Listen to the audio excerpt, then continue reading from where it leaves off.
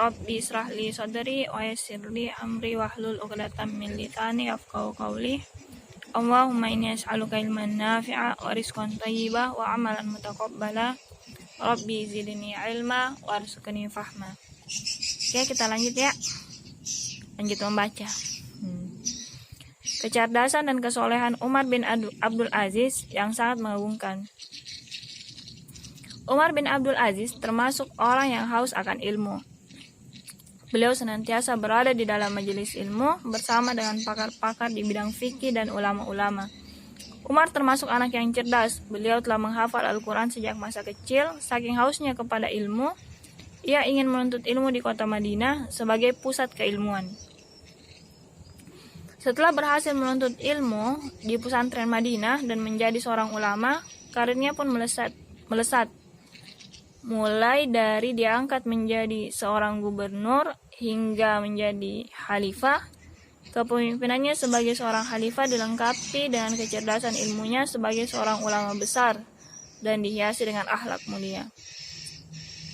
Dengan keberhasilannya tersebut, Umar bin Abdul Aziz dapat dikatakan sebagai reformis akhlak mulia, sosok yang tawadu, sosok yang teramat takut kepada Allah SWT, sehingga hatinya selalu bergetar jika disebut nama Allah sampai meneteskan air mata. Beliau juga merupakan sosok khalifah yang zuhud, wara, lapang dada terhadap kritikan dan membela kaum mustad'afin tanpa melihat agama ataupun rasnya. Melalui kecerdasan dan kesolehan yang luar biasa itulah, dalam kepemimpinannya sebagai khalifah Amirul Mukminin, Umar bin Abdul Aziz berhasil dengan gemilang menyejahterakan dan membahagiakan rakyat-rakyatnya. Rakyatnya pun merasakan buah ranun kepemimpinannya yang sangat adil, jujur, arif, dan bijaksana, sehingga negeri itu menjadi baldatun thayyibatun wa rabbul ghafur. Prestasi cemerlang itulah yang akhirnya membuat para sahabat dan tabi'in memberikan apresiasi pujian kepada beliau sebagai bukti nyata. Di antara mereka yang memuji Umar bin Abdul Aziz adalah At-Tirmizi. Diriwayatkan bahwa Umar Al-Khattab radhiyallahu anha telah berkata, "Dari anakku zuriatku akan lahir seorang lelaki yang menyerupainya dari segi keberanian dan akan memenuhkan dunia dengan keadilan."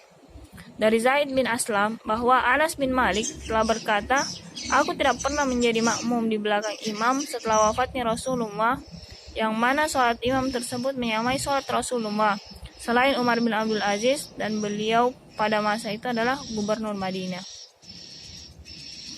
Al-Walid bin Muslim menceritakan bahwa seorang lelaki dari Hurusan telah berkata, "Aku telah beberapa kali mendengar suara datang dalam mimpiku yang berbunyi, 'Jika seorang yang berani dari Bani Marwan dilantik menjadi khalifah, maka berilah baiat kepadanya karena dia adalah pemimpin yang adil.' Lalu aku menanti-nanti sehingga Umar bin Abdul Aziz menjadi khalifah. Aku pun mendapatkannya dan memberi baiat pengangkatan kepadanya." Qais bin Jabir berkata, "Perbandingan Umar bin Abdul Aziz di sisi Bani Umayyah seperti orang yang beriman di kalangan keluarga Fir'aun."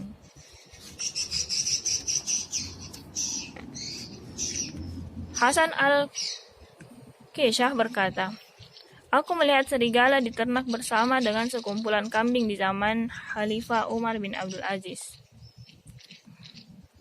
Umar bin Asid berkata, "Demi Allah, Umar bin Abdul Aziz tidak meninggal dunia sehingga datang seorang lelaki dengan harta yang tertimbun, dan lelaki tersebut berkata kepada orang ramai, 'Ambillah hartaku ini sebanyak mana yang kamu mau.' Tetapi tiada yang mau menerimanya karena semua sudah kaya, dan sesungguhnya Umar telah menjadikan rakyatnya kaya raya." Atta telah berkata, "Umar bin Abdul Aziz mengumpulkan para fuqaha setiap malam.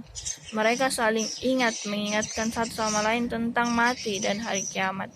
Kemudian mereka sama-sama menangis karena takut kepada azab Allah, seolah-olah ada jenazah di antara mereka.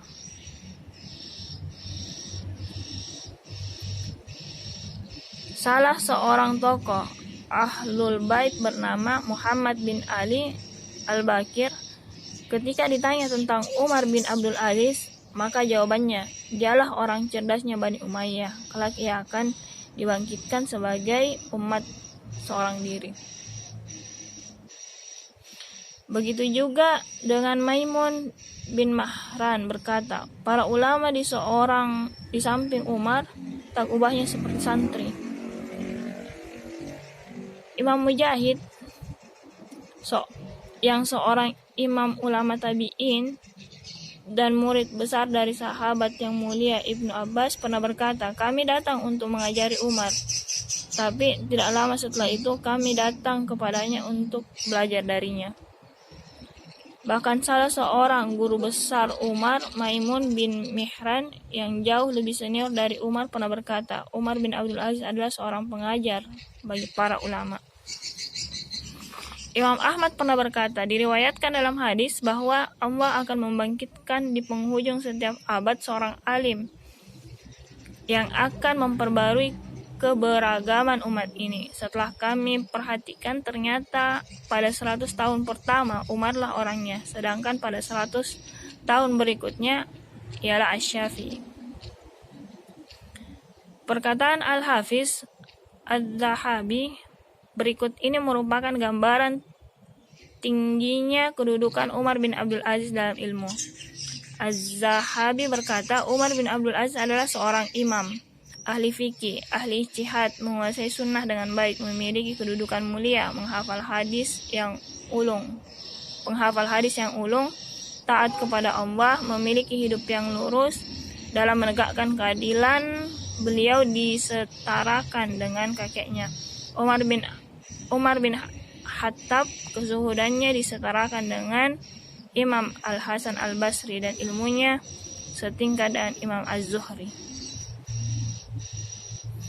Dilihat dari sisi pengaruh kepemimpinannya, jika dibandingkan dengan khalifah-khalifah sebelumnya dari golongan dinasti Bani Umayyah, pengaruh kepemimpinan Khalifah Umar bin Abdul Aziz sungguh sangat mengagumkan.